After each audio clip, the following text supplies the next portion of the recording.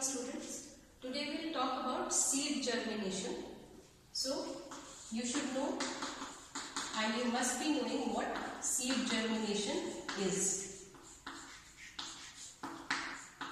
When we talk about seed germination, first of all you should know what is a seed. A seed is a mature embryo enclosed by integuments. So an embryo, when it is enclosed by integuments, it is known as a seed.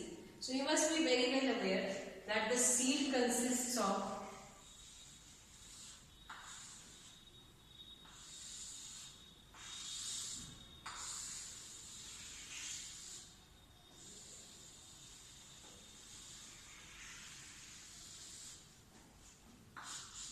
these are the integuments. Generally, two protective layers are present around the seed, around the embryo. The outer testa and inner tegmen. Then the cotyledonous seeds contain cotyledons and non-cotyledonous seeds do not contain cotyledons, and as you know that the number of cotyledons may be 1 or 2, and then this is the embryo. Now the embryo has got two parts, the plumule and the radicle. The plumule and the radicle lead to the formation of shoot and root respectively, isn't it? So the testa, the tegmen, cotyledons and the mature embryo consisting of the plumule and the radicle, which lead to the formation of shoot and root, consist of the seed, a normal typical seed. So when a seed germinates, what happens? The seed germinates to form a seedling, and the seedling grows into the new plant. So there are lots of changes that occur inside this seed during and before germination. So what are those? We have to study about them in seed germination. So what happens? That all the changes which occur inside the seed to form the seedling is known as germination. And before the seed germinates, it remains in a state of suspended animation. The seed remains in a state of suspended animation, and this is known as quiescence or dormancy. This state is known as quiescence or dormancy when the seed remains in a state of suspended animation. So it is known as quiescent or dormant. So the breakage of the quiescence or breaking of dormancy leads to seed germination.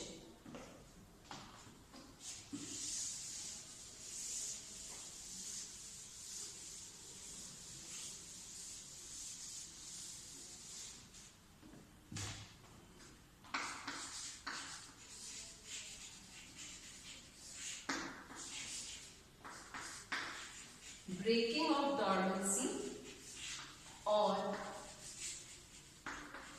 quiescence leads to seed germination.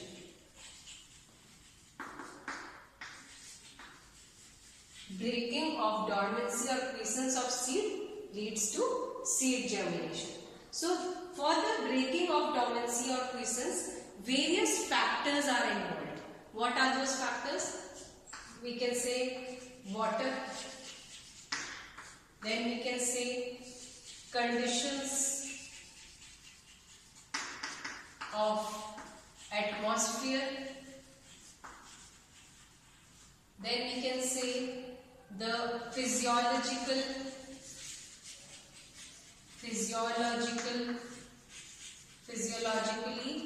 favorable temperature. So these factors are involved in breaking of dormancy. Water, presence of water, then conditions of the atmosphere, the atmospheric conditions surrounding the seed, then the physiologically favorable temperature when it is provided to the seed, then we can say certain environmental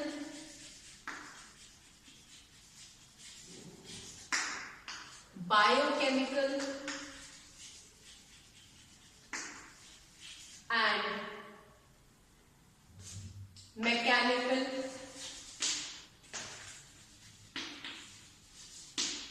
conditions are applied. When certain environmental factors, biochemical factors, mechanical factors are provided, then we find breaking of dormancy or quiescence to lead to seed germination. So these are all the factors which are responsible for breaking of dormancy of the seed. What are they?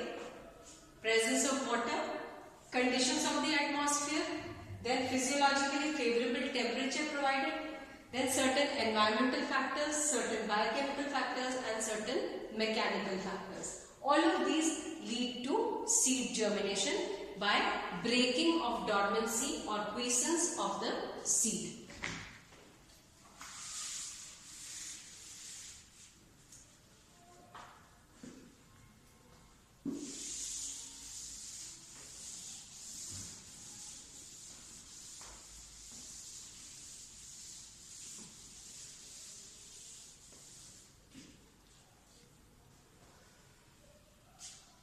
So when we talk about seed germination, again,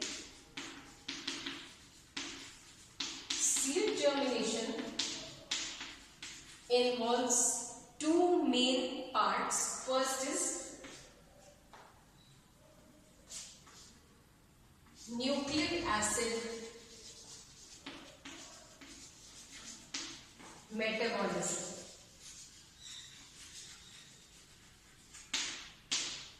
And secondly, formation of enzyme systems. These are the two main processes involved in seed germination. We should know that these are the two main factors involved in seed germination. First is nucleic acid metabolism and second is formation of enzyme systems. Now this formation of enzyme systems is responsible for two things. What are the two things? First thing is for normal cellular activities. And what is the second part involved for? Formation of enzyme systems. What for is the enzyme system formation required? First, for normal cellular activities. Second is for mobilization of food reserves during germination.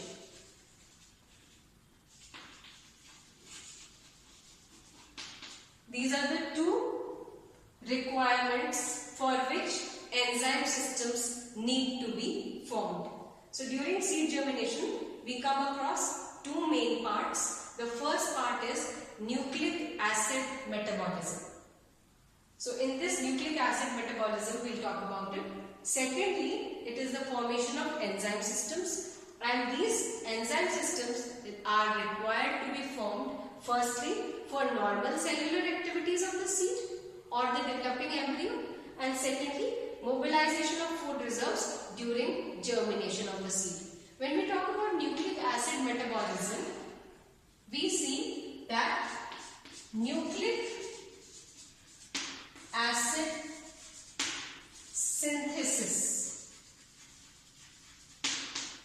is the marker. It is a marker which denotes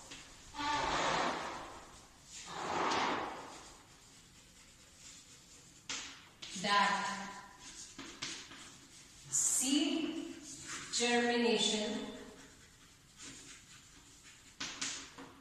has been initiated. So what happens is, this is a seed. Suppose this is the embryo with two integuments. So it is a typical seed. The seed will imbibe water. You know what imbibition is? Imbibition is absorption of water. So the integuments will absorb water.